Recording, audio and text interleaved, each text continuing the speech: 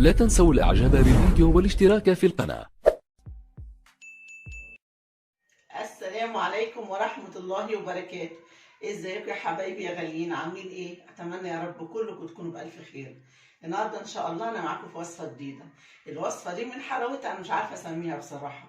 انا عملتها مرة للولاد، طلبوها مني كذا مرة. هي عبارة عن جلاش محشي، بس جلاش بيتعمل في الطبق، جلاش الطبق محشي شاورما فراخ. اتطلبت مني هنا في البيت اكتر من مره، يعني عن الجلاش المعتاد اللي انا متعوده اعمله لهم في في الصينيه ومحشي وكده. فالنهارده حبايب قلبي هعمل لكم صنف جديد، صنف حلو يا رب يعجبكم، وانتوا هتدوني رايكم فيه. وشوفوا بقى الفينش بتاعه بقى في الاخر ان شاء الله، وشوفوا جماله. اول حاجه نيجي نشوف المقادير بتاع صنفنا النهارده، ونشوف التحضيرات بتاعته. يلا يا حبايبي، النهارده باذن الله هستخدم زبدتين 2، تمام، واستخدم كوبايه لبن، واستخدم كوبايه زبده، تمام، اي نوع زبده عندك. دولت يا حبايبي اللي هسقي بيهم الجلاش. زبادي، كوبايه لبن كبيره، كوبايه زبده كبيره، باكو بيكنج باودر. ماشي حبايبي، دول اللي هسقي بيهم الجلاش. هنا بقى الحشوه بتاعه الوصفه بتاعتنا النهارده. نص كيلو صدور فراخ متقطعه صغير كده، تمام، تتقطع صغير كده عشان نعملها شاورما بالفلفل الحلو والبصل. وهنا فلفل حلو برده متقطع صغير كده او مربعات. وهنا عندي بصل متقطع مجروش خشن كده. ماشي حبايبي، اهو خشن، مش من المبشره، بالسكينه. حلو. والبهارات بسيطه جدا. بهاراتنا عندي معلقه صغيره 7 بهارات، معلقه ملح صغيره، معلقه كاري صغيره. ماشي حبايب قلبي، بهاراتنا بسيطه. هنا هناخد الجبنه الموتزاريلا برضو من ضمن الحشو. تمام يا حبايبي، هنحشي بجبنه موتزاريلا، اي نوع جبنه عندك شيدر، عندك رومي، اللي يعجبك احشي بيه. وهنا عندي لفه جلاش ناخد منها اللي ناخده. المهم ناخد الجلاش على قد الحشوه بتاعتنا ما تكفي. ماشي حبايبي، يلا 2 زبادي نسقي بيهم مع كوبايه لبن كبيره، كوبايه زبده كبيره، باكو بيكنج باودر. الحشوه بتاعتنا صدور فراخ متقطعه صغير، عندي بصله كبيره متقطعه خشن، قرنين فلفل حلو، جبنه موتزاريلا الحشو، 7 بهارات فلفل كاري، وعندي لفه جلاش. بصوا يا حبايب قلبي، هنا عندي دلوقتي طاسه على النار. ماشي، هنحط يا حبايبي في الطاسه زي معلقتين 3 زيت. ماشي اهو، ايوه كده. ونيجي ندخل بالبصله. البصله اللي احنا مقطعينها خشن، تمام يا حبايبي اهو. وحبايب قلبي اي نوع بهارات موجود عندكم حطوه، مفيش مشكله. وكمان ممكن تحطي عليها معلقه صغيره فلفل اسود. بس احنا عايزين الوصفه بتاعتنا ما تبقاش مليانه بهارات قوي، يعني بهارات لما تكون معالق صغيره كده بتبقى حلوه. البصله دي حبايب قلبي احنا مش هنحمرها، احنا هنديها تشويحه بس مع مع الفلفل الالوان. وبعد كده هندخل بصدور الفراخ اللي مقطعينها صغيره. تمام يا حبايبي اهو. نخش حبايبي بالفلفل الالوان على البصله.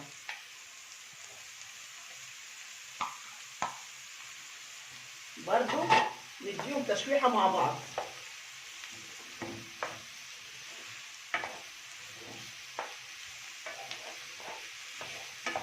الاكله دي لذيذه جدا يا حبايبي والله. الصنف ده انا عملته، عايزه اقول لكم الولاد يعني ما بطلوش يطلبوه. وكل ما اقول لهم عايزه اعمل صينيه جلاش باللحمه المفرومه، يقولوا لا احنا عايزين جلاش الطبق. هم سموه جلاش الطبق. هتعرفوا جلاش الطبق ليه يا حبايبي؟ دلوقتي هوريكم. كده احنا ادينا الفلفل تشويحه مع البصل، ولسه هيكمل السوا بتاعه مع صدور الفراخ. يلا بينا نخش بالصدور اللي احنا مقطعينها صغير كده. الله الله عليك. ندخلها جوه الفلفل وجوه البصل، وبعد كده نخش عليها بالبهارات. يا جمال يا جماله، احلى حشوه تحشي بيها الجلاش. انا جربتها عن تجربه يا جماعه والله. ندخل يا حبايبي بالبهارات بتاعتنا الجميله الصغيره دي.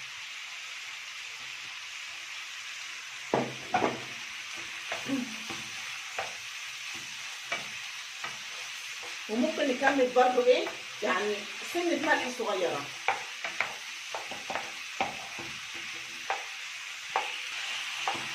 هزود يا حبايب قلبي نص معلقه تاني، نص بس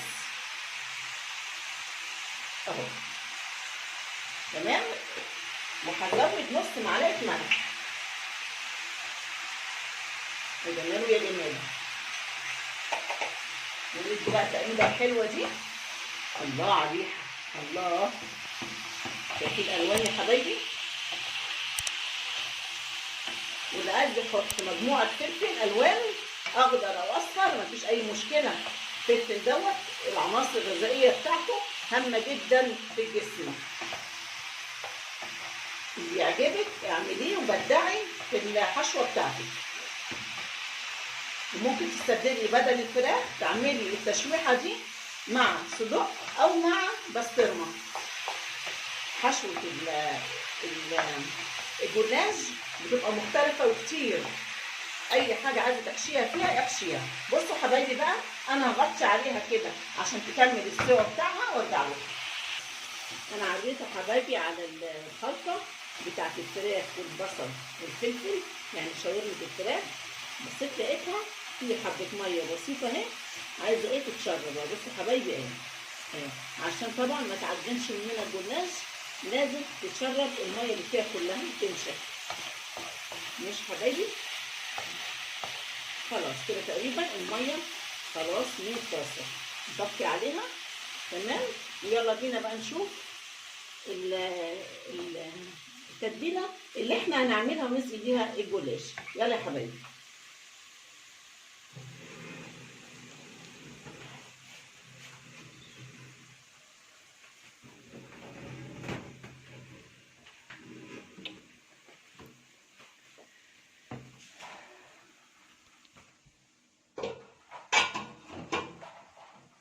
نجيب الطبق اللي احنا هنحط فيه خلطاتنا الحلوه دي كلها.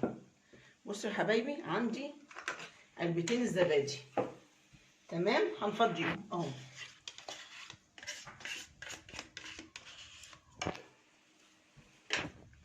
ونفضي العلبه التانيه.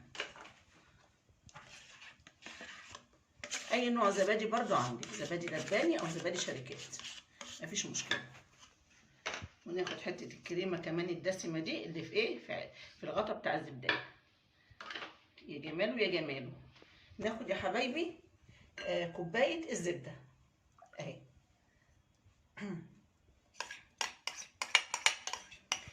الزبده دي يا حبايبي تلاقوا شكلها كده يعني ايه يختلف عن الزبده التانيه، لونها مدي على جوس عصير كده. فدي زبده الطهي اول مره استخدمها فانا بجربها. تمام يا حبايبي، انت اي نوع زبده عندك استخدميه. حطينا الزبدتين، حطينا كوبايه الزبده، نحط بقى كوبايه اللبن اهي. يا جماله يا جماله. ماشي حبايبي. فاضل ايه بقى؟ نحط باكو البيكنج باودر. ليه يا حبايبي؟ البيكنج باودر ده بيخلي الطبقات مورقه وبيخليها زي ما بيقولوا ايه هشيشه، هشه كده وحلوه. والجلاش بتاعك تاكليه تحس ان هو مفرغ. يلا بينا نقلب بقى ونشوف ايه اللي هيحصل. بسم الله.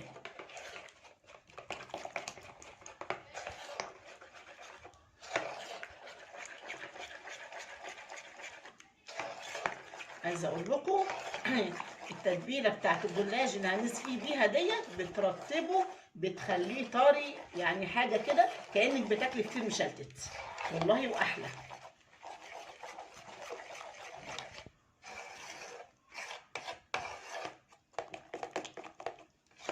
شايفين يا حبايبي اهو. ننعمه شويه كده عشان الزبادي تخش في المكونات بتاعتنا دي. بس كده يا حبايبي اهو. ادي التتبيله بتاعت الجلاش اللي هنطري بيها ونسقيه بيها ونورقه بيها. يلا يا حبايبي بقى نجيب الصينيه بتاعتنا دي اللي هنحط فيها الجلاش. ادي يا حبايبي الجلاش بتاعنا اهو اللي هنحشيه. وهنا عندنا الطبق اللي هنشتغل ايه فيه. اول حاجه نجيب زيت ونعوص الطبق كده تمام اهو. بس ونجيب 2 من دول كده اهو، واحدتين من دول ونحطهم هنا. بصوا يا حبايبي تمام اهو. ونجيب الخلطه اللي احنا عملناها دي بالزبادي واللبن والزبده ونعمل كده اهو. شايفين اهو، بنسقيها اهو، بنشربها عشان تبقى طريه معانا لما تطلع من الفرن. تمام يا حبايبي. وناخد بقى واحده بس، فرده واحده من دي، ونقوم مطبقينها كده اهي. ليه يا حبايبي طبقناها كده؟ وكمان هنعصها حشوه. الحته دي اللي احنا عملناها هنحطها في الارضيه بتاعه الطبق عشان تحمل عليها الحشوه اهي. بصوا يا حبايبي تمام. ونيجي الحشوه بتاعتنا كده وناخد حبه منها اهو، شايفين اهو. وناخد الجبنه الموزاريلا الجميله دي ونحط منها على الحشوه اهو. اي نوع جبنه يا حبيبه قلبي عندك حطيها. ونيجي بقى كده اهو، شايفين بصوا، ونعمل كده. يا جماله يا جماله، يا حركاته يا تركاته اهو. اسقيها كده ايه، ما تحرمهاش يعني. تمام يا حبايبي اهو. ونخش من الحته اللي من هنا دي قبل ما نقفل ونغلف في حته اهي، شايفين يا حبايبي اهو. نحط لها برده. ونيجي بقى ناخد الحشوه بتاعتنا الجميله بالطبق اهي، اسمها حشوه الطبق. بصوا يا حبايبي، نقوم جايين كده اهو ونحطها في الصاج بتاعنا. شايفين اهو. الصاج دوت مدهون ماده دهنيه، زيت او زبده او سمنه. ناخد واحده تانية يا حبايب قلبي اهو. ناخد 2 مع بعض كده، شايفين يا حبايبي بصوا 2 اهم. ونقوم مطبقينهم كده تمام. ويكون الطبق عندنا فيه زيت او ماده دهنيه. خلاص يا حبايبي اهو. ونقوم حاطين الورقه اللي احنا طبقناها نصين دي، ونديها دهنه من اللبن والزبادي والزبده. عايزه اقول لكم الخليط دوت يعني حاجه تحفه، هيطري الجلاش معانا ويخليه بونو. وناخد بقى حبايبي واحده اهي، فرده واحده اهي، شايفين اهي.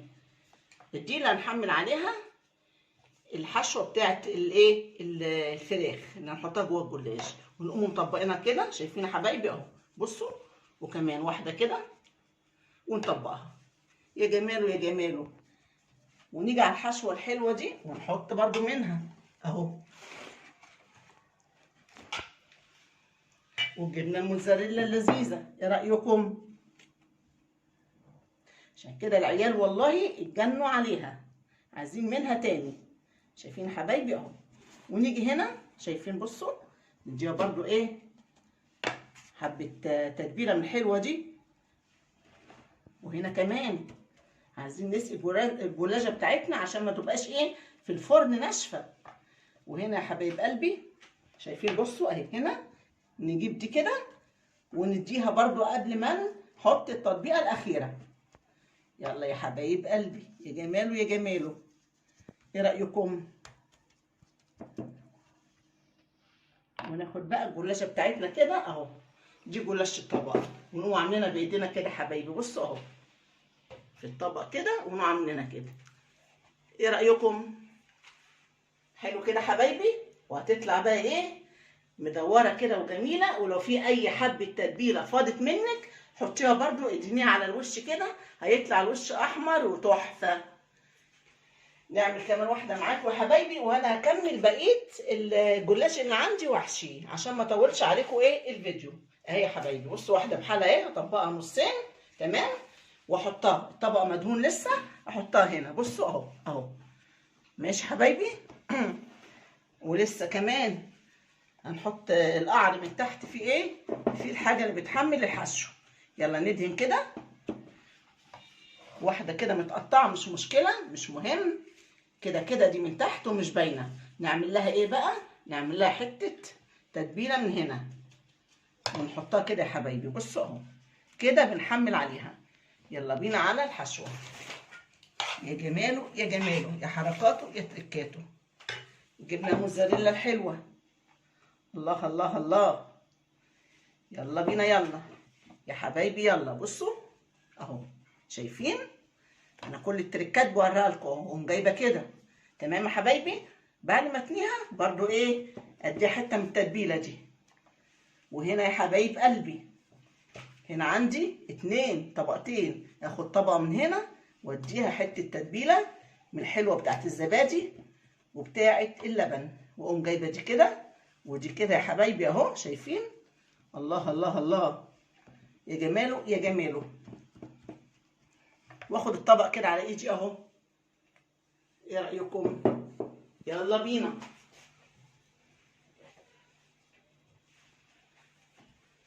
شفتوا بقى حبايبي التركات الحلوه دي؟ انا اكمل بقيه الجلاش بالطريقه دي. انتوا شفتوها انا عملت معاكم 3 اهو، هكمله كله. وبعد كده الفرن انا مولعاه دلوقتي بقالي 5 دقايق، يعني الفرن يكمل ربع ساعه واكون انا خلصت اللي في ايديا وهدخله. هرجع لكم يا حبايب قلبي بعد ما اوريكم يا حبايبي الجلاش اللي عملناه في الطبق اهو. بصوا ايه رايكم؟ شايفين الشكل الجميل دوت؟ شايفين التحمير بتاعه؟ بس للاسف مش هقدر افتحه دلوقتي لانه سخن مولع، سخن مولع. بصوا بصوا حبايبي، بصوا الجمال. شايفين؟ انا هسيبه 10 دقايق يهدى من السخونيه اللي هو فيه وارصه في الطبق وافتحه لكم واوريه لكم. ادي يا حبايب قلبي الجلاش اللي احنا عملناه وحشيناه وعملنا له تتبيله عشان تطري الجلاش وسقيناه بيها. ادي بقى ايه رايكم؟ بصوا الجمال، بصوا الجمال بتاع الجلاش، حاجه كده والله فاخر من الاخر. بصوا الجبنه عامله ازاي من الجنب. بصوا الجلاش يا حبايبي اللي طلع. عايزه اوريكم جلاش هتاكليه هتستمتعي بيه، والله هتستمتعي بيه. ده جلاش الطبق اللي احنا عملناه يا حبايب قلبي. بصوا يا حبايبي، بصوا الجلاش عامل ازاي من تحت، بصوا الجمال. شايفين؟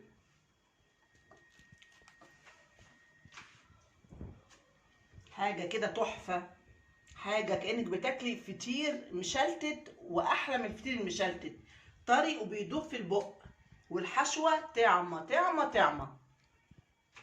عايزه تنوعي في الحشوات نوعي، مفيش اي مشكله.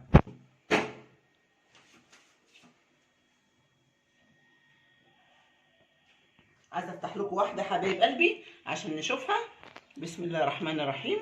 بصوا بقى الجمال، بصوا بصوا الجلاش اللي احنا عملناه.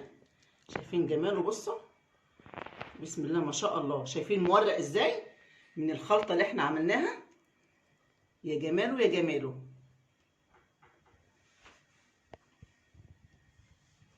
ادي يا حبايب قلبي الجلاش وجماله اللي احنا عملناه. اتمنى يا رب تجربوه، والله يا حبايب قلبي هيعجبكم قوي. الجلاش الطعم ده هيعجبكم قوي قوي قوي. جربوه وادونا رايكم فيه. حاجه كده بصوا فاخر من الاخر. بصوا الحشوه الجميله دي الجبنه، شايفين؟ حاجه طعمه طعمه طعمه. يا رب حبايب قلبي الفيديو بتاع النهارده يعجبكم. جلاش الطبق ده العجيب الغريب ده اللي عملناه يا رب يعجبكم باذن الله. تجربوه تعملوه. واللي شاف الفيديو يا حبايب قلبي ما عملش اشتراك يعمل لنا اشتراك للقناه.